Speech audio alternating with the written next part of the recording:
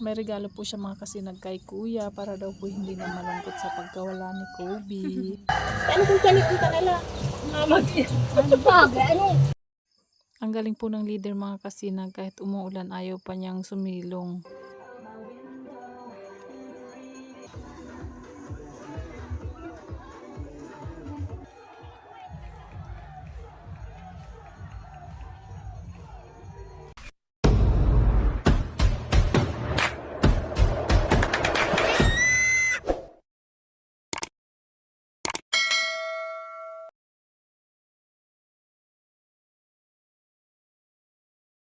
Hi mga kasina, good morning po. Ngayong araw po pala ay pupunta tayo ngayon sa Barangay Vito kasi besperas ng fiesta sa kanila at may mas demo po ang mga bata ngayon kaya kailangan kong pumunta doon ng maaga para asikasuhin yung aking dalawang estudyante sa Vito. Bago ako umalis ay inasikaso ko muna yung isa kong anak na lalaki kasi may pictorial din sila ngayon para sa kanilang graduation kaya inayos ko muna siya bago ako nagbiyahe papunta sa Vito. Andito na tayo sa may sula at nakikita nyo naman mga kasinag ang linaw ng dagat, parang ang sarap-sarap maligo.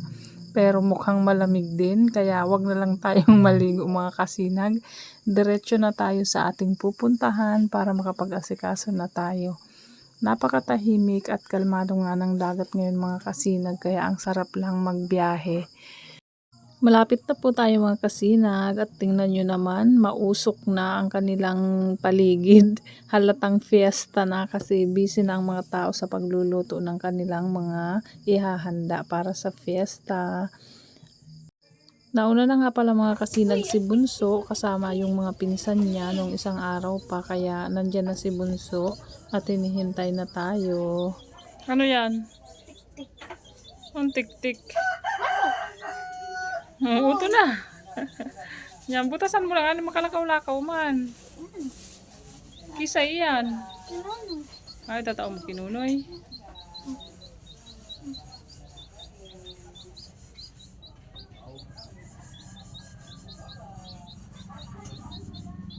Ireregalo niya daw po yun mga kasinag kay kuya kasi nga po malungkot si kuya niya dahil nga sa pagkawala ni Kobe kaya naisipan niyang bilhan ng sisiw para may bago daw pong alaga. Baka ba yan ano video yan?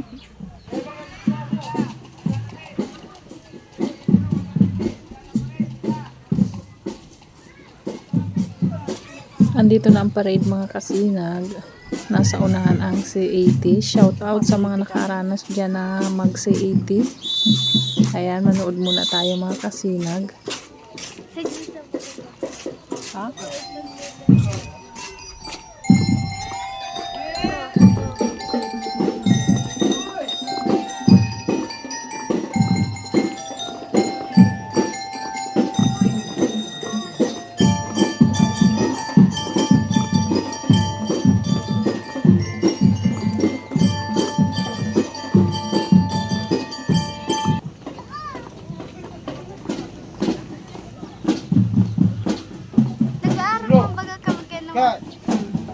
Yan po mga major na yan mga kasinag. Elementary pa lang po yan. Yung high school nasa may bandang hulihan po sila.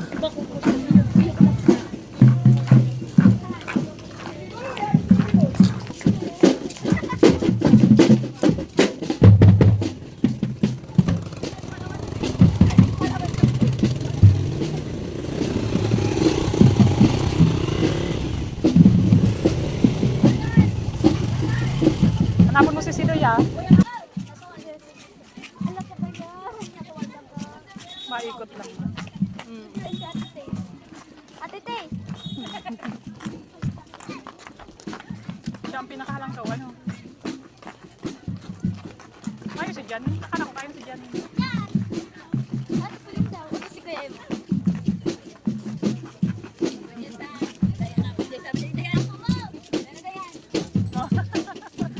Nadakop ka na yan.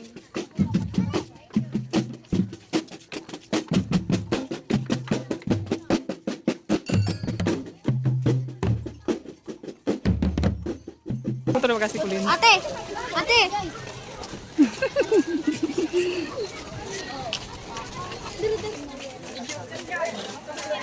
Shout out guys. Ito na mo sa inutan. Pumunta po talaga kami dito mga kasinag para tumulong lang sa pagkatay ng baboy.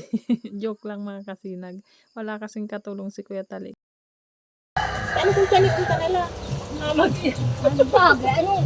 Anyo ka kayo matapos? Sa sambulan, sige pang tiyanit sa kani. Tinulungan muna namin mga kasinag si Kuya Tali kasi nga hindi dumating yung kausap niya na magkakatay sana ng baboy. Kaya naawa naman kami kaya tinulungan lang namin para mas madaling matapos. Tumulong lang naman kami dyan mga kasinag sa pagtanggal ng mga balahibo. Pero yung sa pagtanggal na ng mga lamang loob niya, hindi na kami tumulong kasi nanood na nga kami ng mga sayaw ng mga bata dun sa may school. Kaya hanggang dyan lang naman yung tinulong namin kasi nga yun lang din ang kaya namin. At may libre kaming ulam dyan mga kasinag kaya makakatipid na naman tayo. Kaya sa mga magpapakatay po dyan ng baboy mga kasinag, mag-PM na lang po kayo sa akin.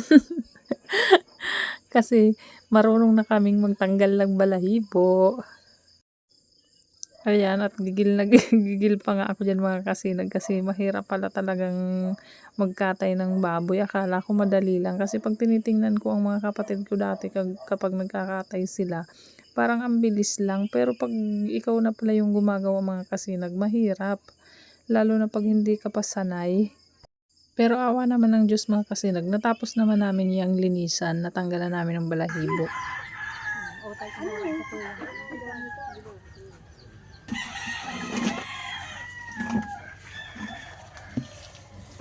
Andito na po kayo mga kasinag sa school. Nanonood kami ng sayaw ng mga bata. Kaso lang mahina yung sound nila kasi nga brown out. Pero okay lang kasi para iwas copyright na rin tayo. Kaya yung rechargeable lang na speaker ang gamit nila. Wala din ata silang generator.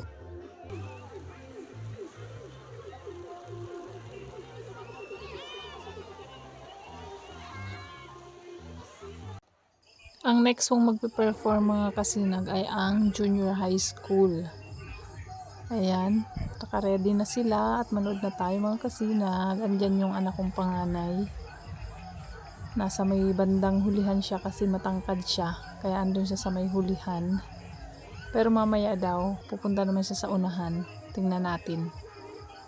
Manood muna tayo mga kasinag.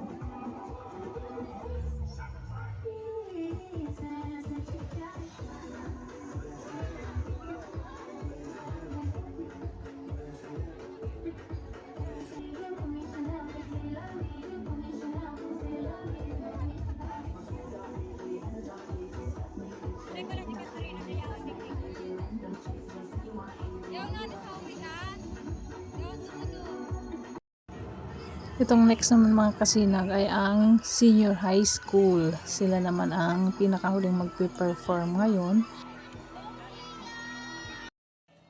Andito na po tayo mga kasinag sa boarding at nagluluto na po ako ng ulam namin pananghalian. Kapag masipag, may biyaya. Maraming salamat po. Thank you for watching. Bye!